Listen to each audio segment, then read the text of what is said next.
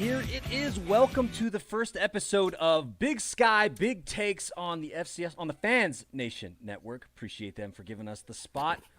Want to welcome my partner in crime here for this season, Montana Parlay. Parlay, good to see your face and good to chat FCS football, man. It's so good to be back. I'm glad we got this up and running. I had some big aspirations to do something this year, and we'll talk about that later. But it's just good to be back. Yeah, nice. It is good to be back. We decided to bring the show back this week in particular because Big Sky Conference play will begin for most of the schools in the conference. My own Weber State Wildcats, not quite yet, but we've already faced Portland State, so that's on the record. And then Portland State will actually be taking the trip to Chattanooga, which maybe we'll talk about in a little bit. But so those are the only two. Everybody else is playing conference games this weekend, and we're ready to go, and we're really excited. So glad to talk Big Sky football specifically.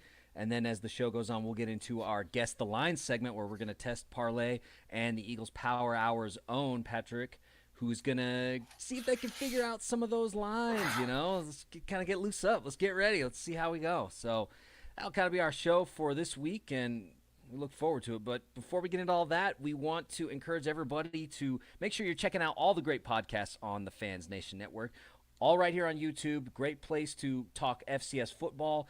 Number of different teams, different conferences, all kinds of good content right here on the YouTube channel. So go ahead and check out what is going on, what has happened in the last week, what is coming up in the next week. A lot of good stuff if you're an FCS football fan. So, Parlay, let's talk a little bit. Go ahead. No, yeah, I think you were leading me into this thing, and this show this year. We're not coming at you Saturday mornings with the gamble because the way things are, I got my hopes up at the beginning of the year. FanDuel was releasing lines a week ahead of time. Early in the week, we had a chance to play some bets, but they're back to their old ways now. And we're lucky to get something going on Saturday morning or 2 hours before kickoff. Half the games I wanted to bet after 2 o'clock weren't even on the board last week. So we decided to look at a different angle here, come out to you Monday nights. You can do your 2-screen. You can have your Monday Night Football in the background for you people who like the NFL. I sometimes do every once in a while. You can pull your phone out and actually not be bored by whatever teams are even playing right now. I'm not even pretending. I don't know. But Commanders Bungles. And join in on the fun.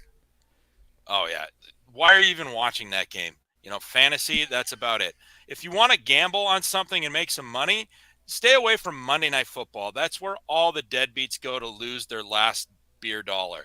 So join in here, play with some winners, get a feel for the lines. Like the research starts at least a week ahead of time.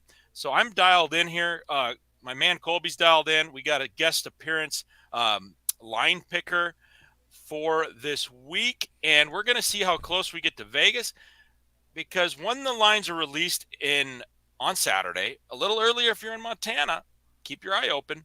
Sometimes you see some value based on your feelings versus what comes out, and that's how you make your picks.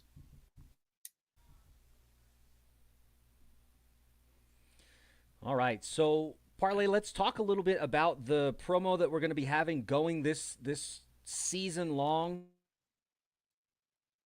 Yeah, so it's a good one. A couple of tickets to the national championship game in Frisco, Texas. So maybe. Yep. Sorry, it looks like we're gonna have a little delay here, but people they're gonna stick through this because they're gonna make some money at the end of the show, and more importantly than that, there's going to be a giveaway. We're looking at probably Cat Grizz, the Brawl weekend. 2 tickets to the national championship in Frisco, Texas. And you might think, well, I'm an Idaho State fan, and there's no way I'm making the Natty ever in my life. But, sorry, Bengals fan. Here's the deal. It's a blast. If you're a fan of FCS football, Colby, did you enjoy your time in Frisco, Texas last year? Did indeed. Yes. I mean, 3 years in a row now for me. And it's just a great time. You get to meet the people behind the podcast. You get to have some great Texas barbecue. You got to follow Texas's strict laws, which aren't always fun to do. But other than that, it's a great group of people. It's a great time. Usually a good game, So this year, though, I think it actually will be a good game. I was kind of being facetious there. Fans, that means sarcastic. Fans, sarcastic means, anyways, we'll stop there. Yeah, it should be a good year this year because it seems wide open. There's like 5 or 6, maybe even 7 teams that have a shot at reaching that natty. So don't think that you're going to be left out. And even if your team is terrible, it's a good time. It's a good party. So 2 tickets are going to be up for grabs. Now, and of course, our boy, the South Carolina boy who lives outside of Missoula, he thinks there is no barbecue in Texas, but I don't know. He likes pigs too much. I could make more jokes, but I got children watching this show today, so I'm going to try to keep it PG to a light PG-13. All right. Well, let's go into Parlay's his opportunity to talk to the folks. Parlay, please preach. All right. So, I'm trying to do a little weekly segment called Parlay Preaches, and I know all of you like to hear me talk. Or wait, maybe that's just me who likes to hear myself talk. What I noticed last week is something that a lot of people told me I should stay away from, and that was the Bobcats minus 38.5 against the mighty Mercyhurst Erie from Pennsylvania Fighters. I don't even know what their mascot is. All I know was 38.5 was great value. And I was proven right, no matter what the naysayers from California say, that it was a great value because the line came out live Saturday at 48.5. So you could have had a 2-way 10-point spread.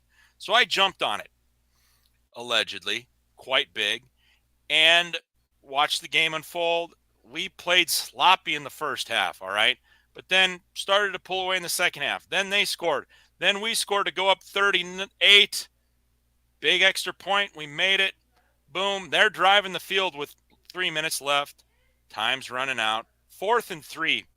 Gregoric, he's already making jokes about General Booty. What a great time he must be having. And I knew exactly what he was talking about. Oh, Ty, you make us all laugh. Anyway, 4th and 3. It's a throw to the sideline. I'm watching on my phone.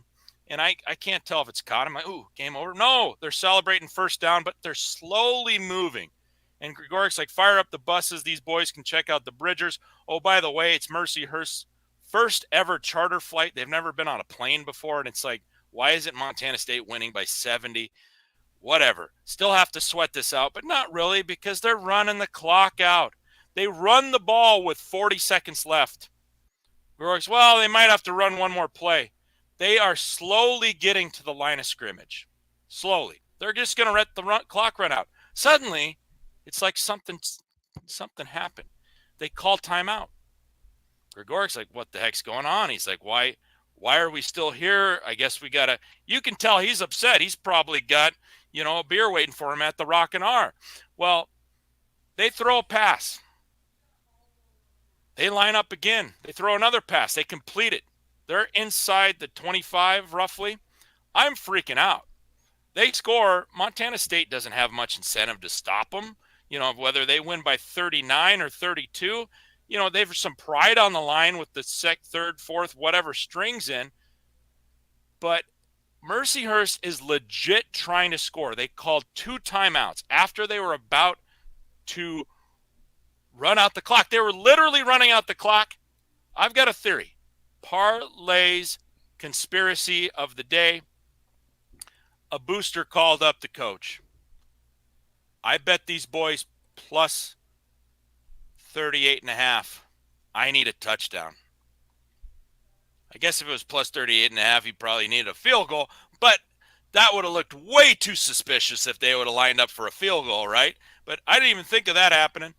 And long story short, the bet hit. But I had to sit there and watch not 1, not 2, but 5 different plays inside 40 seconds in a 39-point game. And it just makes you wonder, do some of these teams, some of these coaches, some of these boosters, are they aware of the line? Are they making calls to the coaches?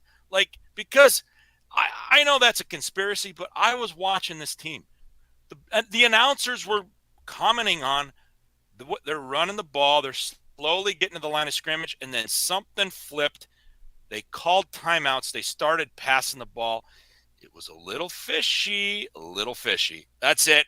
We need to move on to the next segment. Believe it or not, I'm already talking too much. Totally fine, man.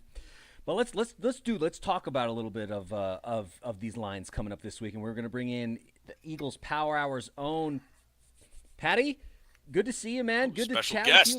Yeah, about some Big Sky football.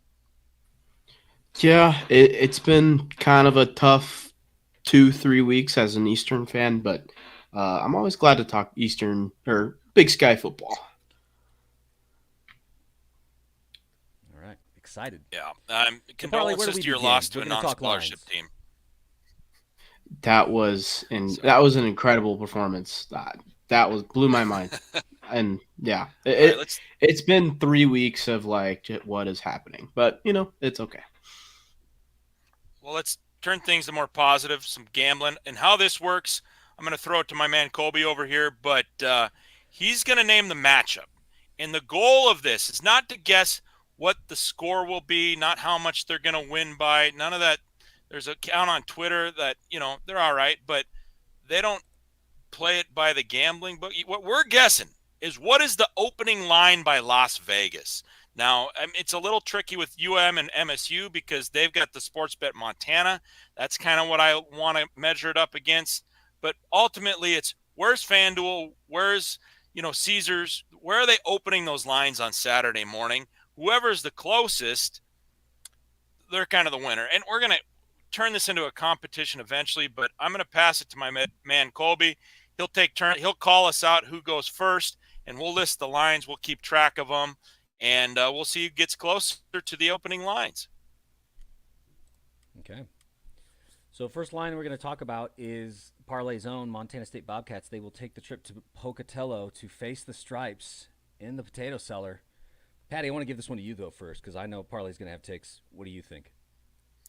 This one, it's hard to tell what Vegas is going to think of Idaho State. I think Big Sky fans might think more of Idaho State than Vegas. I could see this being like a kind of a weird, like a 22.5, a minus 22.5 for Montana State here. This is what I'm thinking we might see.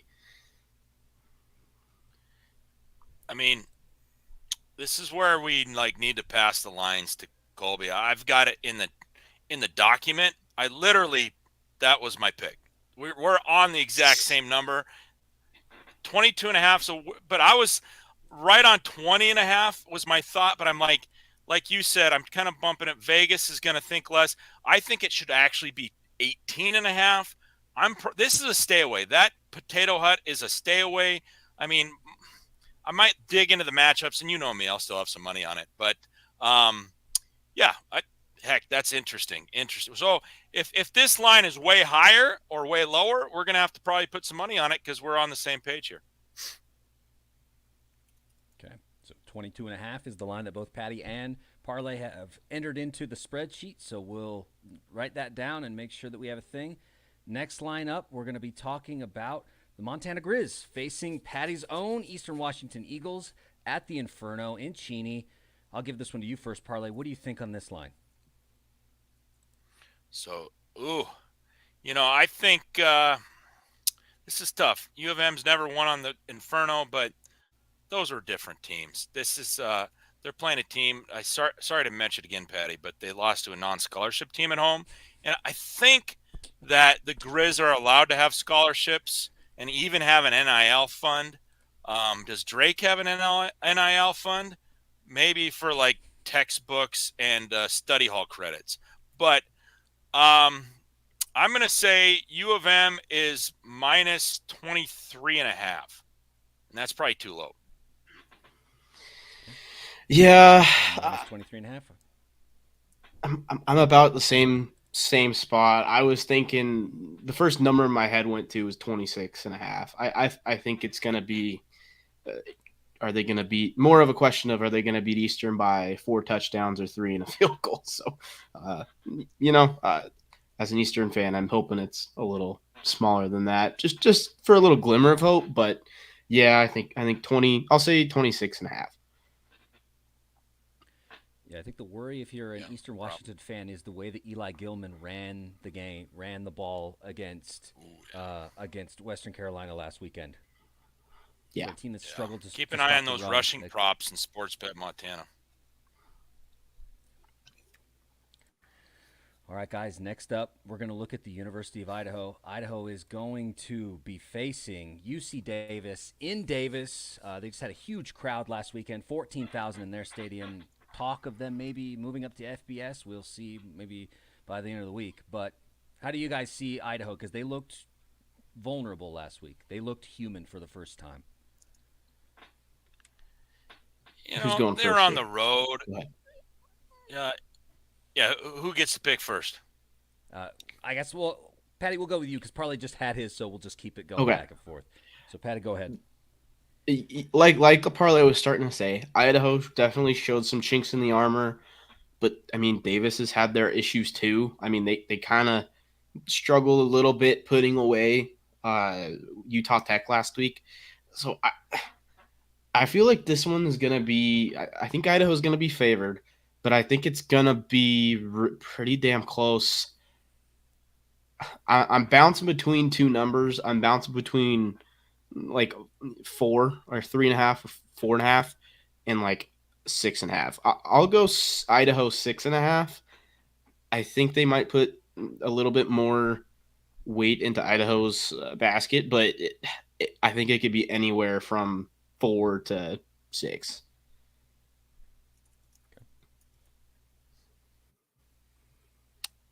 Yeah.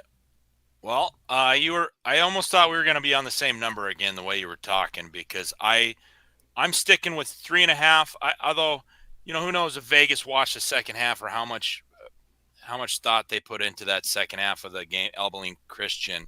But I think, Idaho showed they're putting some stuff on tape. You know, they're they got some guys that play hard for Eck. They've got some great players, obviously, but Davis is solid, and they're at home. And this is two road team games in a row against solid opponents. So if it's 6.5, I'm gonna probably bet against Idaho. Is Davis is sneaky good sometimes, and then surprisingly bad sometimes. So I won't put more than a unit on it, I don't think, but I say 3.5 Idaho on the road. -3.5 for the Vandals on the road against Davis. We'll see how that one shakes out because I think you're right, Parlay. Davis can be very good. They can be very bad. We'll see which they get because Idaho, they've got some things going for them.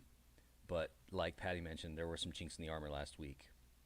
So now we're going to take it out of the sky actually for a second because we promised the folks a little bit of Missouri Valley Football Conference lines for this week, and so we want to live up to that. And so we're going to talk about North Dakota State.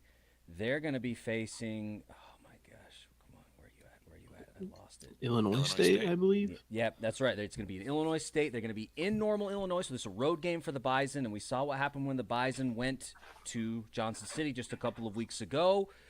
Illinois State has looked tough. I'll give this one to Parlay first. What do you think?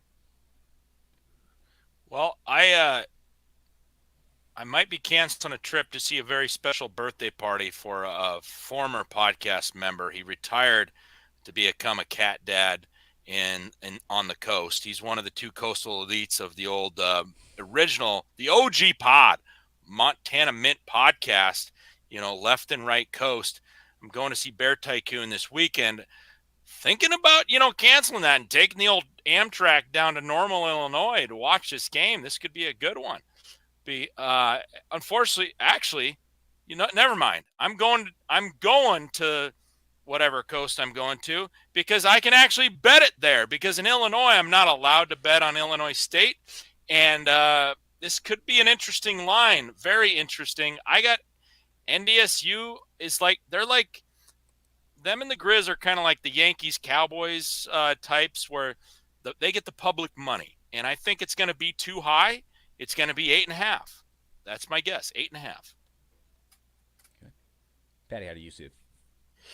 Yeah, I think I'm pretty similar. I think it might be a little bit bigger than 8.5 just because I think Illinois State they have a really good running back that's out, I believe. I'd say I'd go 9.5. Oh, the old Price is Right, huh? Okay. It's just slightly above that. Yeah, I think it'll be right around 10.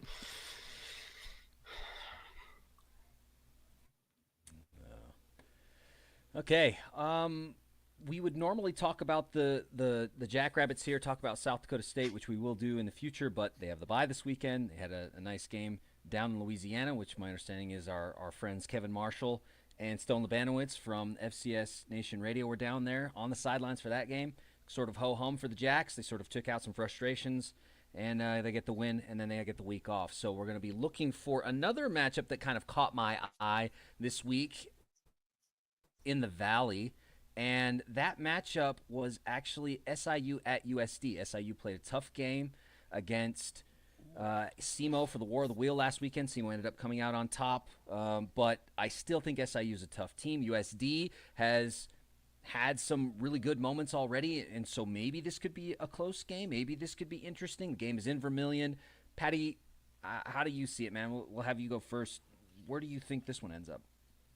Yeah, so this one's a tough one to pick because South Dakota is like kind of notorious for playing pretty close games in conference, and then Southern Illinois has looked really good, but their starting quarterback will be out, so I think South Dakota will be favored. I think it'll be similar to the NDSU game, right around 9-10 points. I'll go 9.5 again.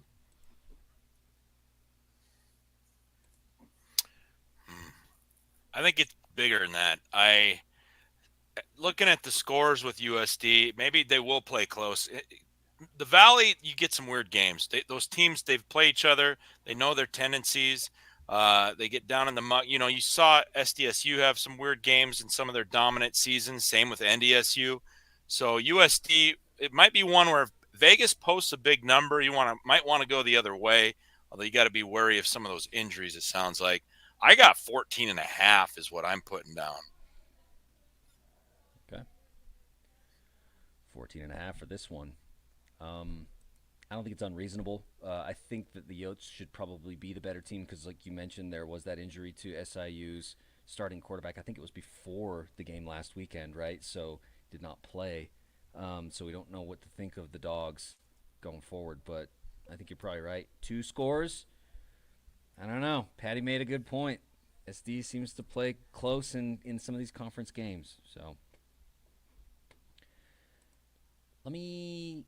let's go back to the Sky now for a second, guys, because I don't want to leave quite yet. I want to sneak one more line in here to see what you guys think, and I'm going to take a moment of personal privilege here and say McNeese is coming to Ogden to face the Weber State Wildcats, and Weber State is notorious for not covering.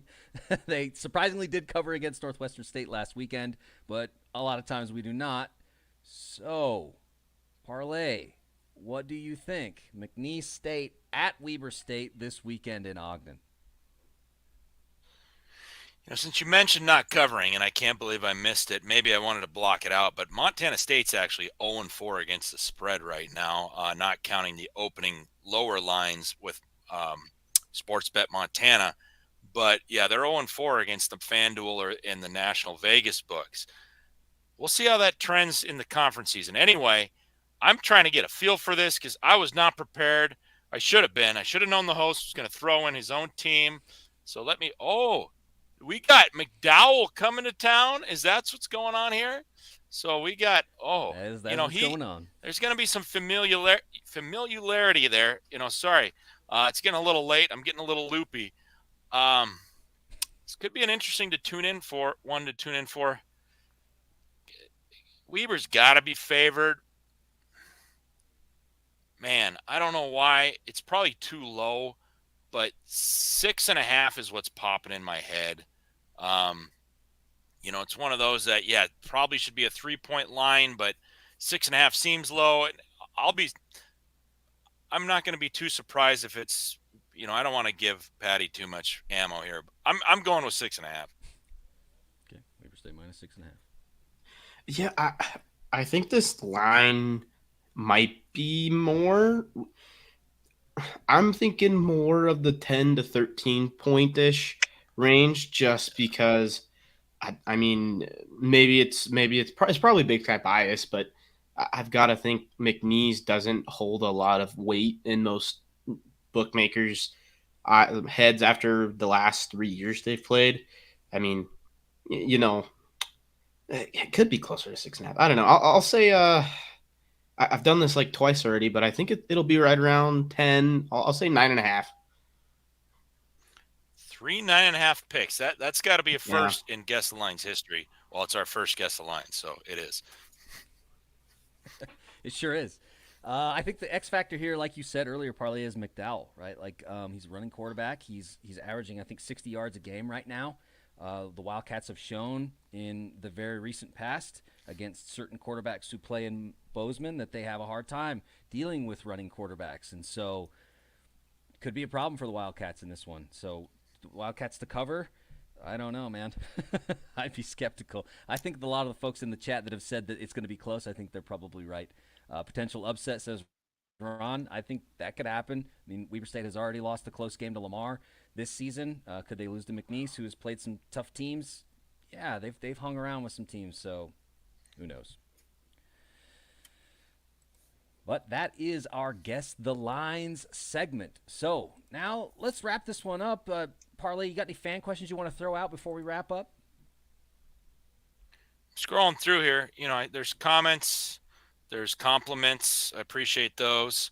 There's interesting takes here. Let's see here. Boo Bear Tycoon. I think that's a good fan question. Yes, absolutely. Boo Bear Tycoon. Yeah, like I said, ROT, I'm keeping things PG to borderline low, PG-13, so you can keep your questions to Twitter and OnlyFans. So when is this? Oh, that was my own question. Guys, come on. I'm surprised here. Did the Commanders score a fantasy altering touchdown just now? Is that why we're not asking questions? All right, there's a question from Bernie that I can't say out loud. Man, Patty, you want to throw in a question just like for Aaron Best? How about that? Let's give you an opportunity to ask Aaron Best a question. Oh, man, if am I asking you as if you were Aaron Best? You do what you want. You can have me answer on his behalf, or you can just plead to him right now, or you can just plead the fifth. It's up to you. Hey, man, are you going to have a job in a couple of weeks here? Like, I don't know. It's going to be tough for him to hold on to that job after the end of the year. That's for sure. At least the first 4 weeks of the season has not made it any harder to let him go as his contract expires this year. Yeah, I would agree.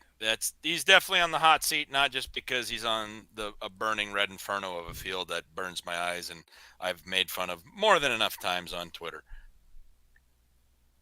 X, sorry. To be honest, Patty, we all have. I mean, everyone has. I've heard the "it makes my eyes burn" comment about 1 million times, but still love it. Yeah. I'll never want a Greenfield in Cheney. Screw that.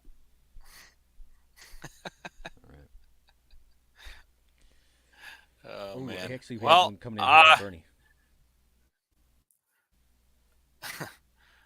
Ooh, that's a good one. Let's see. Now I got to go back, switch screens here. Oh, man. Oh, no. All right. Ooh. Oh, Cal Poly, Northern Colorado. Why didn't we talk about that game? You guys got another hour so we can dig deep into that one? We should call this one the toilet bowl, right? This is for last It's place. Patty's the 0-3. the Big Sky Podcast Network Power Ranking Super Bowl is Northern Colorado versus Cal Poly. The winner moves up and probably solidifies themselves at the number 11 spot unless Portland State and Eastern don't win another game. I think that's what that game is. Man, I don't know. I think it's probably the Grizz, but you know, Sac State.